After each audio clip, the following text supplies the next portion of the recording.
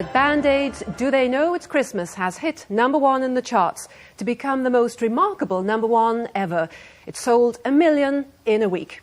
Well, that's more than any other record in the history of music, and in doing so, the world's leading pop stars, Sting, Duran Duran, Spandau Ballet, Ultravox, U2, Culture Club, and many more, have raised almost £1 million for the Ethiopians. Can you hear me all right, Bob? I can indeed. I know you've just jumped into the seat there. Many congratulations. What a fantastic day this is for you. It's wonderful, isn't it? Yeah. Tell me, are you actually making almost £1 per record at the moment? Yeah, the figures this afternoon should bring us up to almost 1.5 million records, and that we'll make in excess of £1.5 million. The Americans are pressing 6 million of the single, so really the sky's the limit as to what this one song can potentially make. I met UNICEF on Friday last, representatives from Addis Ababa, and their total budget for 1985 is $10 million. I hope with this one song we can achieve more than that.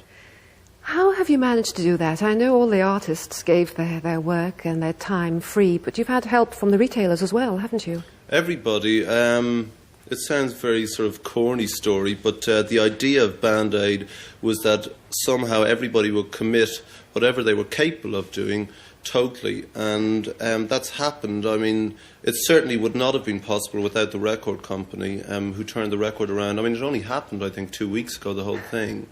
All the people in the pressing plants who are pressing it for free, the people who make up the sleeves for free, and then we rang the retailers, who, the majority of the big ones who can afford to, actually just waive their profits without any problem whatsoever, and that really made a huge difference in the amount of money we could potentially get. So the speed of the project has been a record breaker as well, just doing all that just in a few weeks. You had an original song, hadn't you, that you've been able to use for this? I mean, what did you start off with originally? It was the day after I saw Michael Burke's report, and I was going to visit a friend who was sick. Actually, I sound like Mother Teresa. All these nice things. And I was in the back of a taxi, and I wrote the words to the song on the journey over. And the tune happened to coincide with a song that I'd had for a while that I was going to use with the Rats. And it just worked like that. And then Midjour from Ultravox sent down, who I'd rung earlier in the day, sent down a tape of this very Christmassy sort of tune that he'd written, and we just joined the two up, and it became, the words and the melody became the front part, and his bit was the end part, and we just made a middle together up in his place. I know that then you rang round all your friends. When you turned up at the recording studios, you weren't sure how many of them were going to actually arrive on the day. Some of them flew in specially, didn't they? Yes, well, they're not notoriously reliable people at best of times, and I've been on and on all week to various people, make sure they get back, try and get them back. But I really hadn't reckoned on their own commitment, which was profound, to say the least. I mean, to the point where I've said on TV before, people chartering planes for very early in the morning, 4 o'clock, to get back in time for 10 o'clock. And when I arrived there with Midge on Sunday morning a couple of weeks ago, we were the only two there, and I was getting a bit panicky. But then within like an hour, nearly everyone had shown up and was ready to work. Bob, thank you just for the moment, because with me I have Colonel Terry Palmer of the British Red Cross. I know that you're head of the international division. Things are very serious and they're getting worse all the time. So how important is a project like Band-Aids at the moment to you? I think it's absolutely fantastic that this has happened. I mean, it's unbelievable, really. The amount of money that's required in 1985, purely for Red Cross work for some 200,000 people in Ethiopia, these are the young children and the elderly and the mothers, is something like £20 million. And if this goes towards that figure, it will be absolutely fantastic. I mean, in 1985, I'm afraid, in Ethiopia, that the situation is not going to get better, and there's no doubt that the harvest will fail again, as it has failed this year. And that means that there will be, as you mentioned earlier, 7 million plus people in 12 out of the 16 provinces of Ethiopia suffering from starvation, right the way through 1985. seems as if there's almost no solution to the problem. It's like a bottomless pit at the moment. Can I ask you, I know that you're not actually going to handle the money at the moment. I don't know what the arrangements are for the money that's being raised. Bob will perhaps mention that to us in a moment. But do you have any words of advice? Because here we do have a very large sum of money now.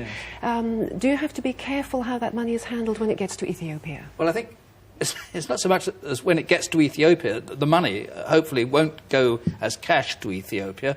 I think we, the Red Cross, will be extremely happy to give advice on this. But what it does mean is that money in this quantity being raised to purchase food means that whatever arrangements you make in the United Kingdom or in Europe to purchase the food, eventually, when it arrives in Ethiopia, somebody has got to handle it. Now, who is going to handle it in Ethiopia? Bob, are you starting to make plans now for the use of the money in Ethiopia? It's a big project. Absolutely. What we've done so far is we've met 4 or 5 of the relief agencies already. As soon as the scale of the contributions and the sale of the record became known to us, we had the trust fund set up anyway, with a very respectable board of trustees.